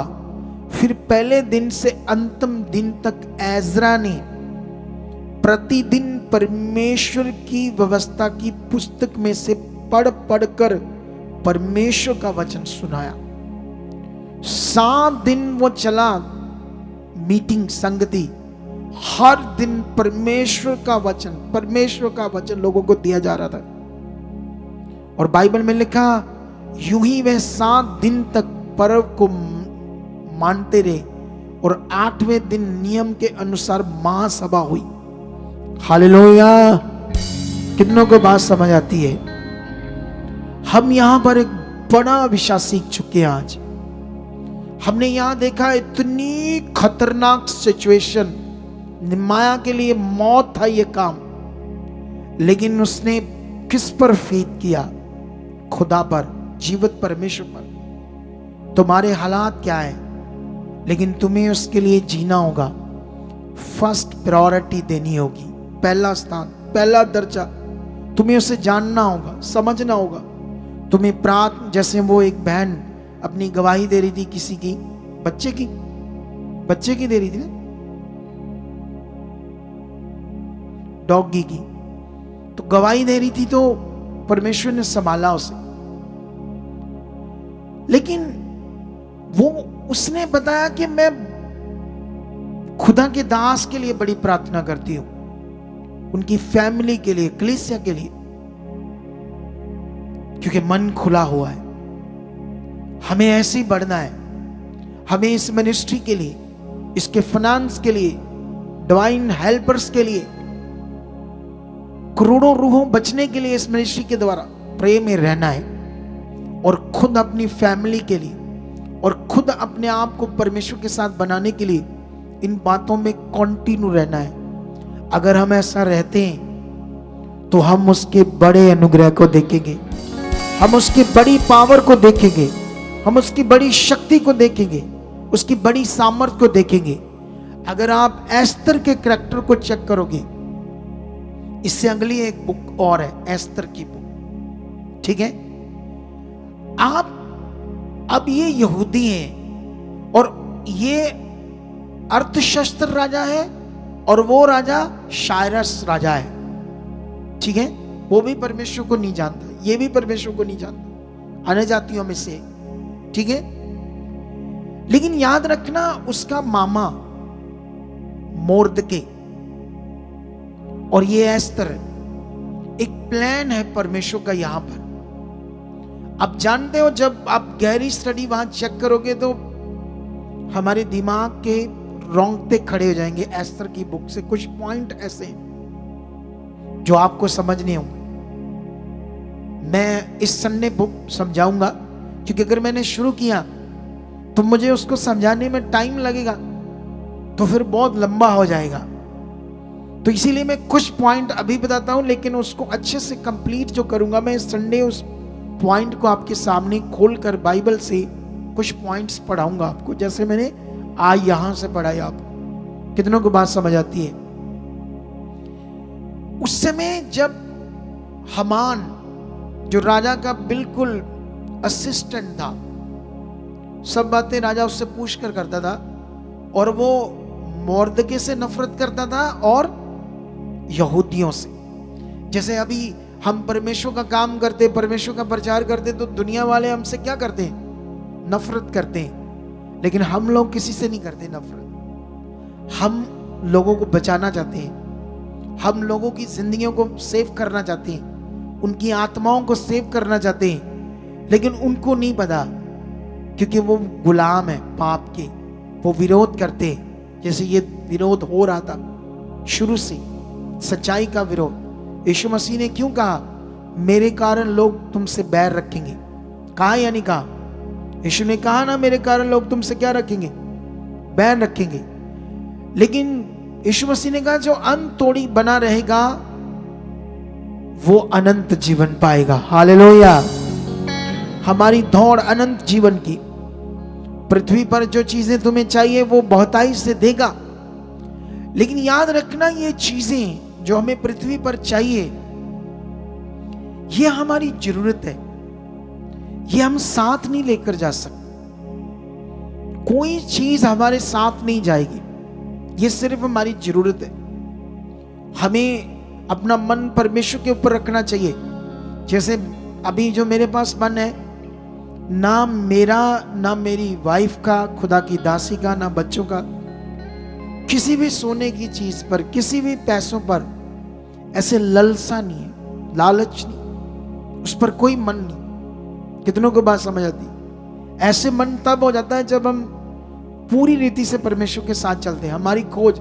लेकिन जो चीजें चाहिए वो देता जा रहा है, देता जा रहा है, देता जा रहा है। जो चीजें चाहिए, आपका मन परमेश्वर की ओर होना चाहिए। जैसे यीशु मसीह ने हमें कहा ना कि किसी भी बात की चिंता मत करो, ना खाने, ना पीने, ना पहनने की। तुम्हारा स्वर्गीय पिता जानता है कि तुम्हें इन सब चीजों की आवश्यकता है।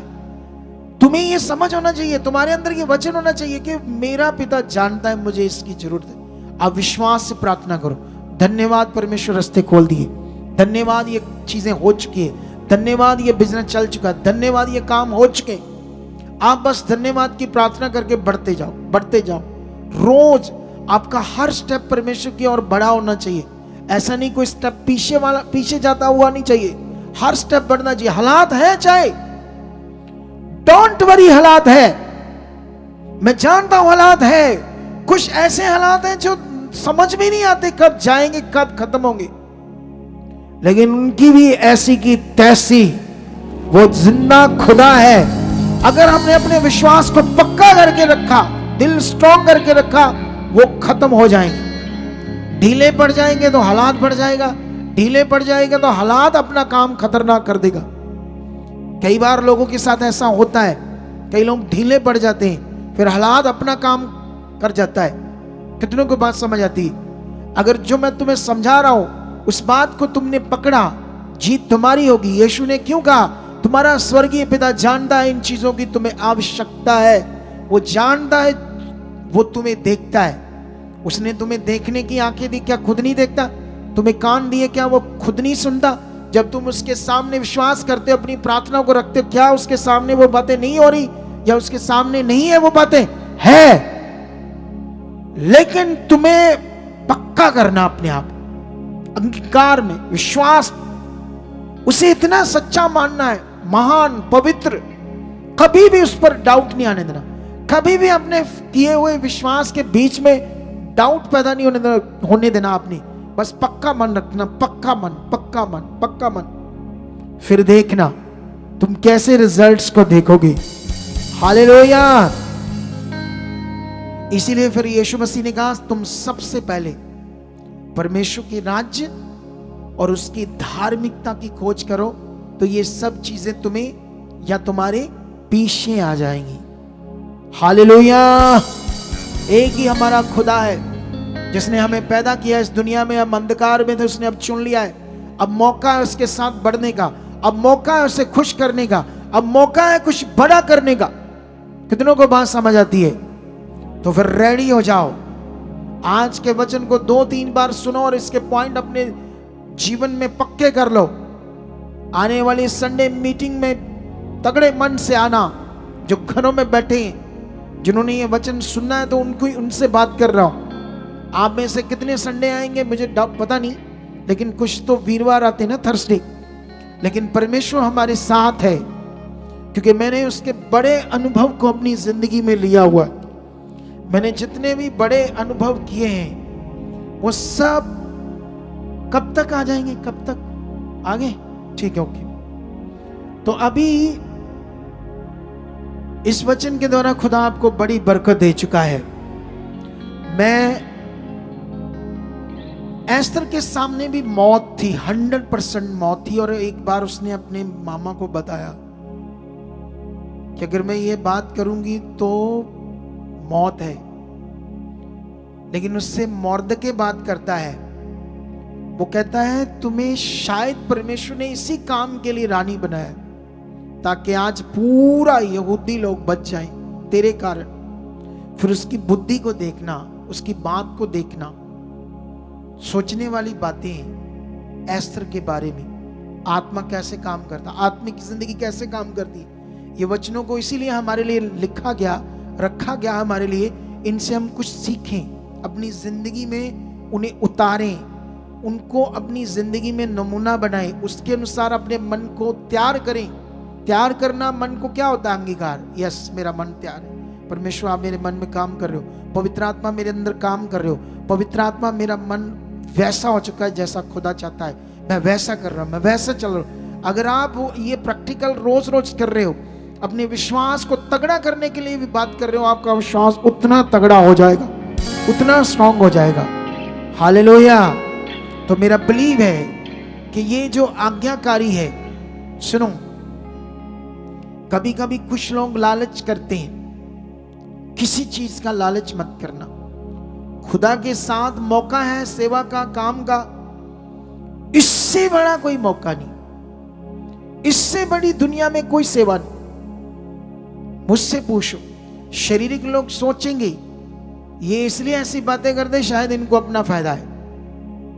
ये शरीर की और शैतान की बात है, ये खुदा की बात नहीं है। यहां मैंने कुछ पॉइंट छोड़ दिए, मैं संडे इसके कुछ पॉइंट हैं जो इसके साथ, जो इस पॉइंट में सेवा में थे, किसके साथ? नेमाया के साथ, वो पॉइंट समझाऊंगा। और वहां तुम्हें वो चीजें और कुछ और पॉइंट है जो मैं संडे बताऊंगा कि हमें जो मौका मिला परमेश्वर के साथ, चाहे हम कैमरा चलाते हैं, चाहे हम वॉलंटियर है, चाहे कोई भी टीम की सेवा है, किसी भी प्रकार की सेवा है, सच्ची अद्भुत मौका है हमारे पास बढ़ने का, खुदा के साथ जीने का। बाइबल में लिखा, जिस दिशा में उसने तुम्हें बुलाया, जैसी सेवा में तुम्हें बुलाया, उसमें सच्चे मन से करते जाओ, तुम्हारा जीवन स्वर्ग बन जाएगा, तुम्हारा घर स्वर्ग बन जाएगा।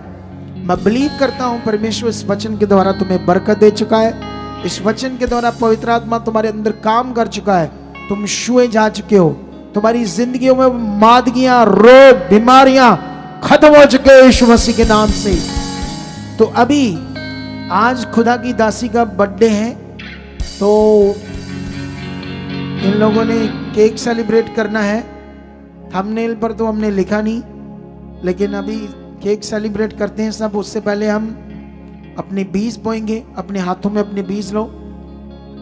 मैं प्रार्थना करता हूं, परमेश्वर पिता, ये तेरे पवित्र लोग हैं खुदाबंद, इनकी जिंदगियों में आप काम कर चुके हो। जो वचन बोया गया इनके जीवन में परमेश्वर तेरे आत्मा के द्वारा, मैं विश्वास करता हूं वो वचन इनकी जिंदगी में 100 गुना फल ला चुका है, 100 गुना बरकत आ चुकी है, 100 गुना आशीष आ चुकी है। ये सुसमाचार में बढ़ चुके हैं। जैसे नमाया अपने लोगों के लिए जान की परवाह ना करते उन्हें बचाने के लिए, उन्हें जीवन देने के लिए बढ़ा, ऐसे ही ये तेरे लोग परमेश्वर इस संसार में तेरे भटके हुए लोगों को तेरे पास लाने के लिए बढ़ चुके हैं, सेवा में, सुसमाचार में। ऐसा इनका मन हो चुका है यीशु मसीह के नाम से, आमीन। और खुदाबंद, जो लोग आज बोएंगे उसमें बड़ी बरकत आ चुकी है। जिन्होंने अपने हाथों में ले लिया बीज, जो ऑनलाइन ट्रांसफर करने के लिए बैठ गए अपने बीज को, परमेश्वर मैं उनके लिए बरकत मांगता हूं, उनके घरों पर, परिवार पर, कारोबार पर। मैं एडवांसली बोलता हूं, जो बोने वाले हैं उनके बीज छुए जा चुके हैं और बड़ी बरकत आ चुकी है यीशु नाम से, आमीन। तो अभी ये ऑनलाइन जो है उनके लिए ये हमारी बैंक के दोनों अकाउंट्स नंबर है, और बाकी सारे जो नंबर हैं